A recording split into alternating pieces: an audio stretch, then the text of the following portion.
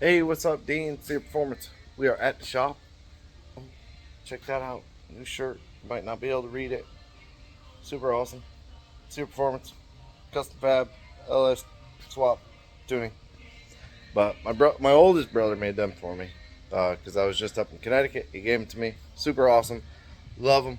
They're sweet. But we are back in the El Camino. So being away was kind of good. Kind of reset a little bit. But I figured it out. So I have everything run. When I left, I had wired up the fuel pump and the fan, and the fuel pump was not coming on. I could trigger the ground on the relay and it would turn the pump on. So I went through a couple of diagrams, and this is a little different than normal. The green wire coming off the ECU is actually the 12 volt key on wired. So it's different from like a normal LS that is sending a ground signal to the fuel pump relay. So I'm curious as if the fan is the same way. I haven't run the car up to temp. I just started it one time, made sure the fuel pump works. It does. Everything works good. So we got everything in place that needs to be in place. So today I swapped those wires, made a little ground over here to the horn ground. That goes to the relay. I fixed the starter feed. I just cut it in half, put a butt connector, heat shrink. I also fixed that ignition feed for the coil that now is for the ECU. I took that ugly butt connector out of there, put that in. I got the panels all back together over there. So car's looking good again and ready to go back. I believe I'm gonna say it's ready. Turn the key on, pump comes on, pump goes off just like normal. Fires right up and runs really good. So I'm not sure what it's slinging, but it's been doing it for a while. It's something coming off a belt, and I noticed it when I was standing over there. You kind of get hit with something. You can see it on the fender over there, on the hood, but I can't find what it's slinging. It looks like an oil, but I don't know what it's slinging. So I'm gonna run the car up to temp. You can see, well, the fuel gauge still freaks out, but it's not even, yeah, I ran it for like 30 seconds before that was it. So I'm gonna get it up to temp, make sure the fan comes on. So that way there I know, that this relay is right, because it may be the same situation. I may need to swap and add the actual ground to the relay like I did over there.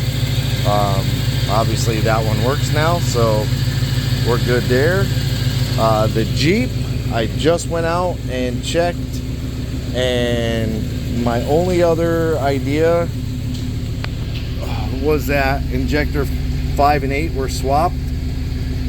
So I went back into the Mitchell diagram, and it shows all the injector controls, all the pinouts, colors, everything down to the injectors. And I checked C1 pin 4 and C2 pin 5, and they're both right.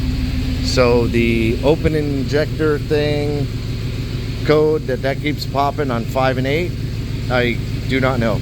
Either it's an ECU or an actual pin for the plug on the ECU. I don't know. I highly doubt it's an injector, because those are Deechworks injectors. So unless his old ECU fried those injectors somehow, but I can put my box on them and pulse them, and you watch fuel pressure. So I don't think it's the injectors. I think it's something going on with the ECU or in the pinout.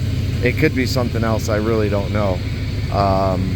But that's where my extent of mechanic kind of falls off. I could trace wiring, I could do all of that, and that's kind of where I end off, is with all of that. So that's it. The plates will be here soon for my drive shaft. I gotta swap the U-joint still. Converter should be done this week, I would imagine. I gotta call them in a little bit. So this will be more or less drivable. My only concern is the transmission dipstick. I just don't know where it's going to come up. There's not a lot of room there. I might have to take the heater hoses and put them in front of that harness to give a little room for the dipstick to come up. It's not horrible, but it is what it is. What else? Yeah, I mean, other than figuring out AC and all of that and making sure that it stays cool and blah blah blah, which I'm questioning the fill level of it. We'll see, but I still might take, I have like a Mr. Gasket jug that I might be able to take and kind of sneak maybe in here and put a hose over to the heater, you know, run one of the heater hoses over and run another one down, so that acts as a fill. That, or I could put it over here somewhere, maybe right here. I don't know. We'll have to see what happens with trying to fill it up again. But yeah, I mean, it's coming along. Then we got the Ranger back. The slave cylinder that I built the mount to go in the firewall actually ripped the entire firewall out. So I got to get that up on the lift. Another reason why I got this running is I'm going to take it for a little ride, make sure it's good. I got to move the Jeep, move my car, all that stuff.